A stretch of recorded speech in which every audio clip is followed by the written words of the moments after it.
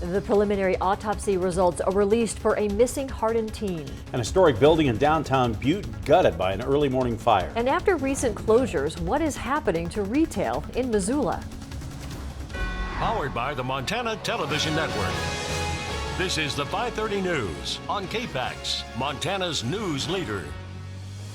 Good evening, I'm Jill Valley. I'm Dennis Bragg. The preliminary autopsy report indicates a hardened teenager who'd been missing for nearly 3 weeks died of hypothermia. Bighorn County Undersheriff Eric Winburn released the findings on 16-year-old Selena Not Afraid today. County Attorney Jay Harris says the preliminary results did not indicate physical injuries consistent with an assault or physical abuse. The evidence is consistent with death by exposure to the elements, but an official cause of death will be made pending the full toxicology report. Undersheriff Winburn says there were no signs that her body had been moved to the spot where it was found. Harris's office is investigating Not Afraid's death as a possible criminal matter, so a lot of moving parts still. A final report will not be ready until that toxicology report is finished. That could take another several weeks. Searchers found her body Monday about 1.5 miles from Interstate 90 and the rest area where she was last seen. No one was hurt in a fire at the Irish Times bar in Butte, but the damage is extensive. KPAX's John Amy has more on last night's blaze and the destruction it left behind. An early morning fire ravaged an historic building in uptown Butte that was home to 3 businesses.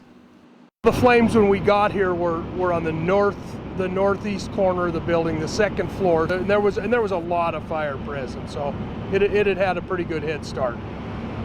Firefighters responded about 2:45 in the morning to find the upper floor of the Irish Times building at Main and Galena engulfed in flames. Firefighters first tried to attack the fire from inside the building. There's just way too much fire, too much of a head start that the fire had. So, it was just deemed it was too dangerous to be in there. So we backed out, and it's pretty much been a defensive operation where we fought the fire from the outside. The building is home to the Muddy Creek Brewery and the Post Bar on the top floor and the Times Bar on the bottom floor. Uptown Clothing, located just to the south of the building, suffered water damage. You hate to see it. 3 businesses in this building, and then there was a local clothing company that had their inventory to the south. So it's a considerable loss. In Butte, John Amy, MTN News.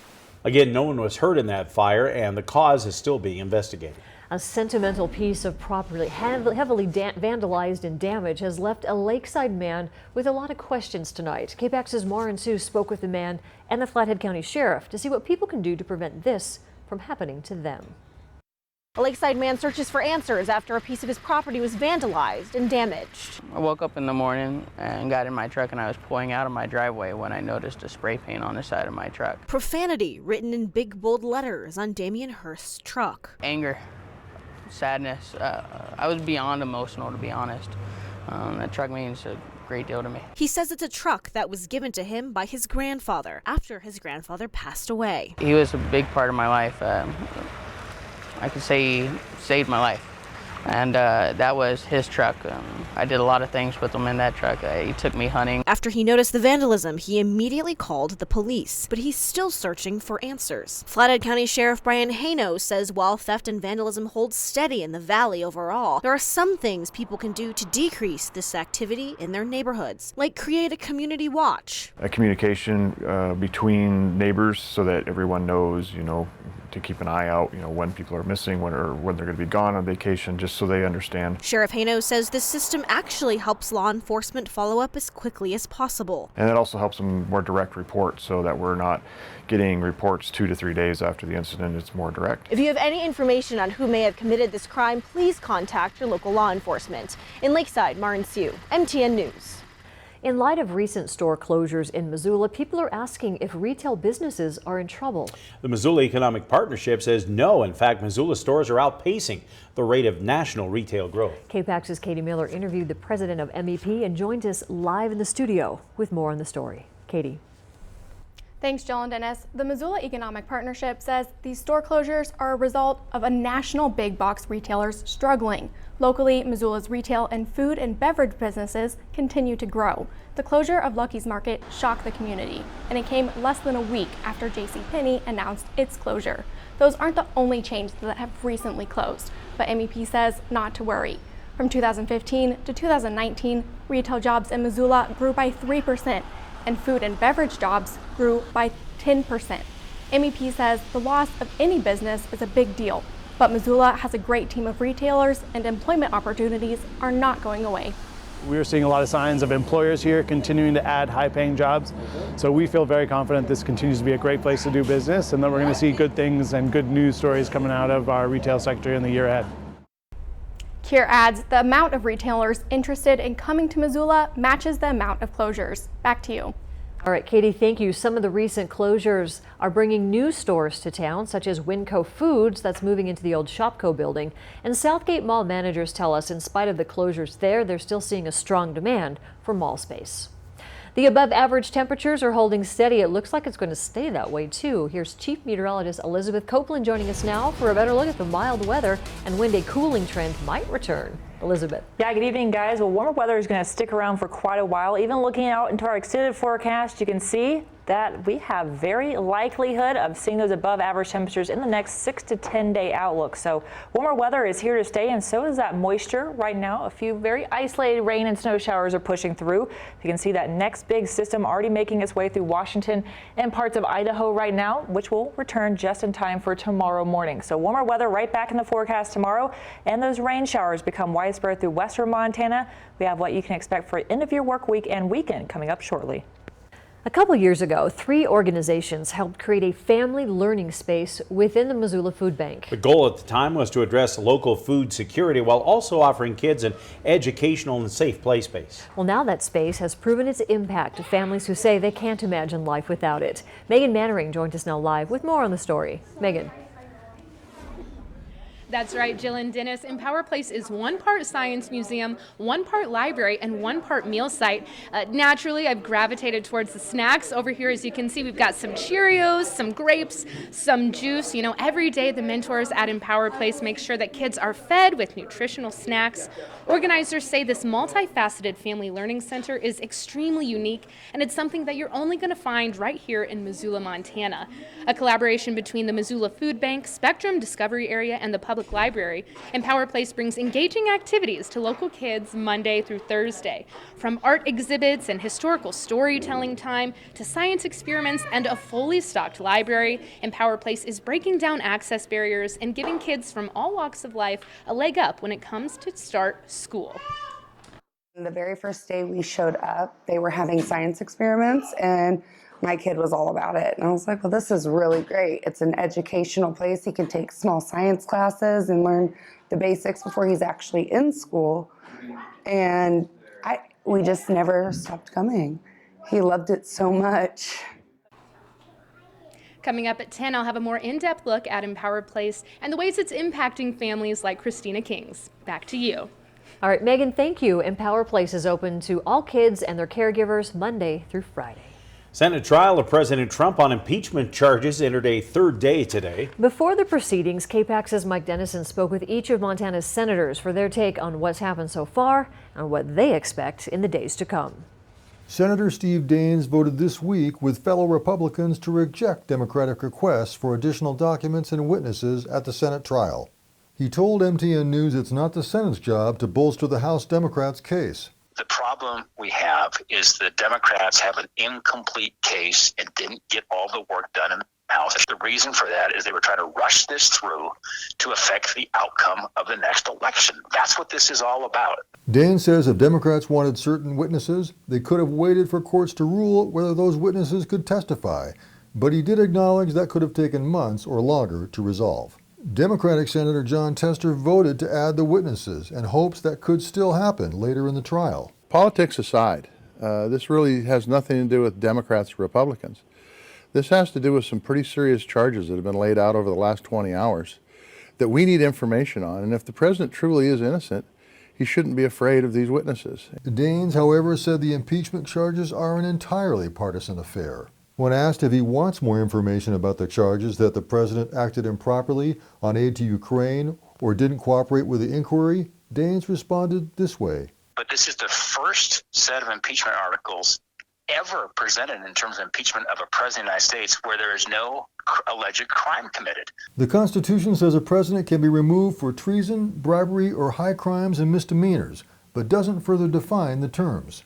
Daines also said voters, not Congress, should decide whether to remove Trump from office. The Democrats are asking us to overturn the election of 2016 and to permanently remove President Trump's name from the ballot in 2020. Tester said it's the job of the Senate to decide impeachment charges and that Trump's team so far hasn't really addressed the charges against him. I think it's really important when the defense comes up in the next few days, and I look forward to this, that they engage on what the prosecution has said on the president's actions. It takes 67 votes to convict the president in a Senate where Democrats control only 47 seats. I think we know what the final outcome will be. The only question may be, how will that result play with the public? Reporting from Helena, Mike Dennison, MTN News. You can go to our website to see a full transcript of our interviews with Senators Daines and Tester. Well, next here on KPAX, Missoula County Public Schools taking the next steps in developing the district's goals. And still ahead, how the combination of art and history is benefiting one Missoula classroom. After the break here on KPAX. Powered by the Montana Television Network. The 530 News continues on KPAX, Montana's news leader. Missoula County Public School administrators say they want as much public input as possible as they develop a new plan outlining the district's goals for the next 5 years. MCPS hosting the first meeting in their strategic planning process tonight. There have been more than 2,500 responses to the survey published earlier this month requesting feedback. Public comment will be accepted at each session. The input offered in the survey will be used at the strategic planning sessions to set the future direction for the district. The meeting is tonight from 6 to 8 at the MCPS Business Building on South Avenue. There will be 2 more meetings, one on February 25th and one on March 25th. There are several ways kids can learn about history, but one Missoula teacher is throwing creativity in the mix. KPAX's Lewis Dorr shows us what happens when you merge the past with crafts.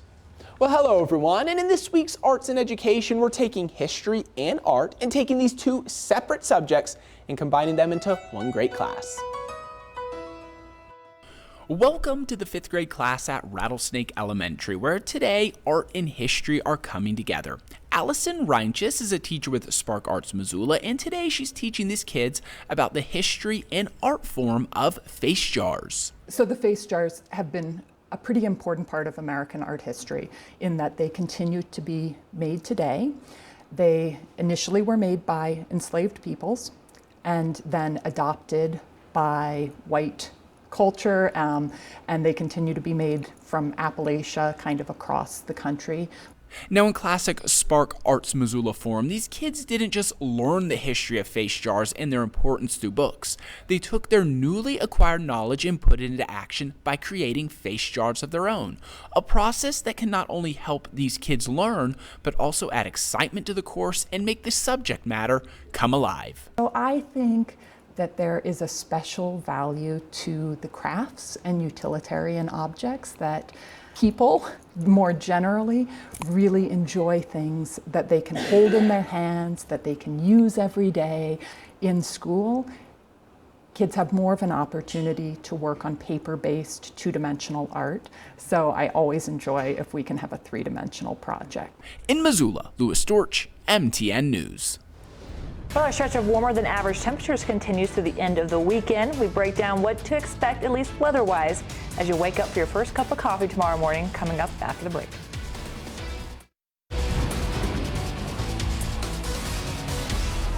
Chief Meteorologist Elizabeth Copeland joining us now. I guess you could describe today as, yeah, that's a meteorological term, right? Yeah, that's one of the ones we definitely here nor there, right? Yeah, exactly. I mean, we've been tracking pretty much the same conditions these last few days: warm weather, clouds in the sky, a few isolated showers here and there. So really can't expect too much out of the at least fair weather for now, but the fair weather is on the way. For now, though, we are tracking a few more of those isolated showers in the forecast tonight. So a lot of those widespread showers, as you can see, are holding off to the west there, right across I-90 in Washington and Idaho, but in our area area.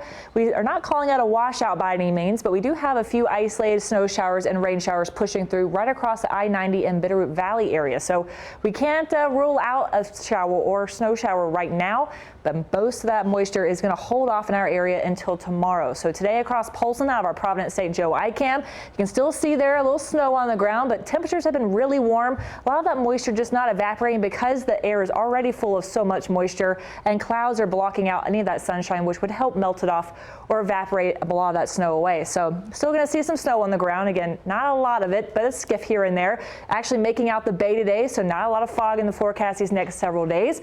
And across Missoula out of our St. Pat ICAM, 37 degrees, actually feeling like 37 degrees because we do have very calm conditions out there. But that dew point, the closer it gets to the actual temperature, that's how much moisture is in the air. And that's going to be on the rise here in the next few hours as we see moisture push in from western parts of Washington and Idaho. So right now, again, escaping a lot of that widespread moisture that doesn't really return until later tomorrow morning. So about 9 o'clock tonight, again, walking the dog out there or maybe having some dinner outside because of those warm temperatures, not expecting a washout by any means. But then tomorrow morning, you can see there those very dark greens, dark blues. That's the bulk of that moisture. Very heavy rain and snow showers that pushes through early in the morning hours right through western Montana. So places like Missoula, Bitterroot Valley, and the Flathead and Mission Valleys are going to get a lot of rain as you wake up and head out the door early tomorrow morning. So expect widespread showers to return to our forecast, especially tomorrow. But for now, just some low-lying clouds out there out of our First Security Bank ICAM in Hamilton. So right across that cloud layer, some snow falling in upper elevations. The rest of us staying pretty dry on the ground there.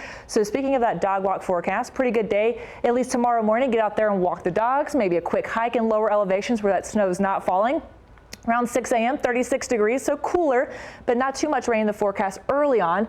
It's right in those afternoon hours. We're starting to get more of those rain showers in the forecast, breaking the rain every now and then between 10 a.m.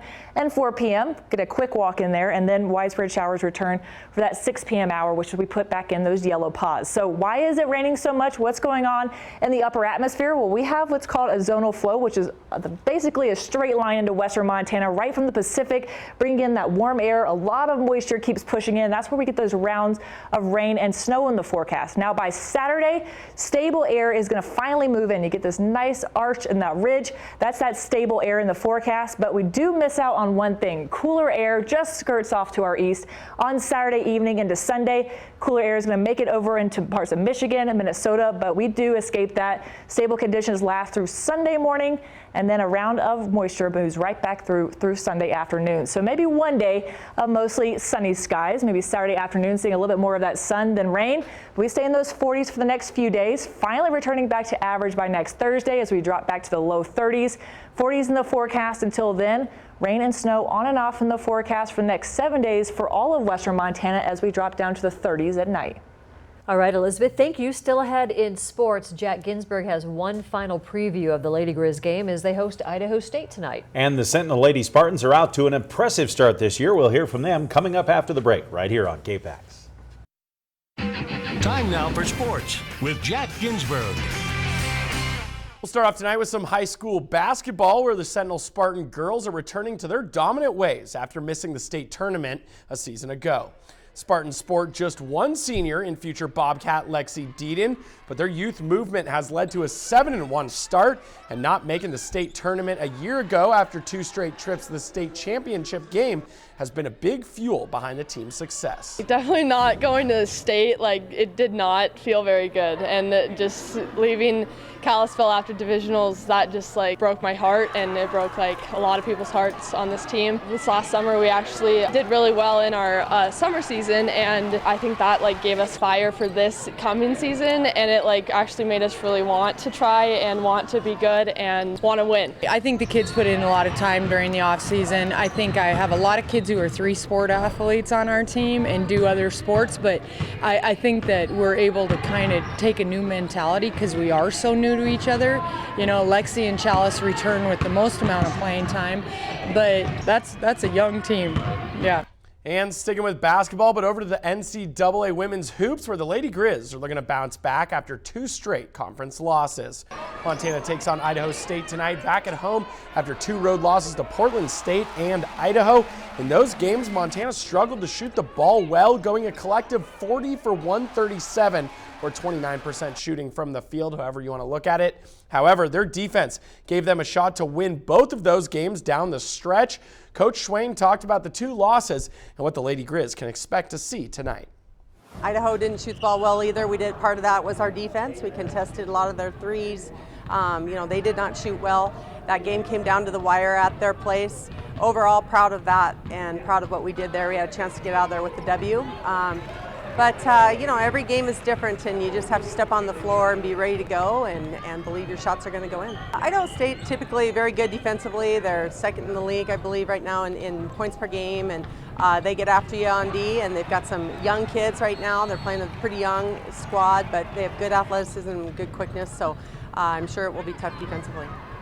And in high school hoops tonight, we've got some Kalispell Crosstown coming your way. Girls tip off tonight at 7 p.m. from Flathead. Boys tomorrow at the same time. We'll have highlights tonight and tomorrow on the 10 o'clock news. That's all for sports at 5:30. We'll be back after the break. We're only tracking a few spotty showers right now across western Montana, so you might feel a sprinkler or 2 heading out in valleys. But tomorrow, widespread rain and snow return to all of western Montana, so we're going to see a lot more of that moisture and warmer weather stay in our forecast pretty much through the weekend. And the next week, back to average by next Thursday. Nice thing, and I mean, we're not getting maybe the snow that we'd really like for water supply, but at least we aren't scraping our windows every morning. Right. This is true. There is that. Game tonight? Yep, should be a good one. Lady Grizz looking to bounce back at home. Yeah, all right. Well, good night to go to a game. All right, we'll see you back here coming up tonight at 10 o'clock. Thanks for watching. Have a good evening.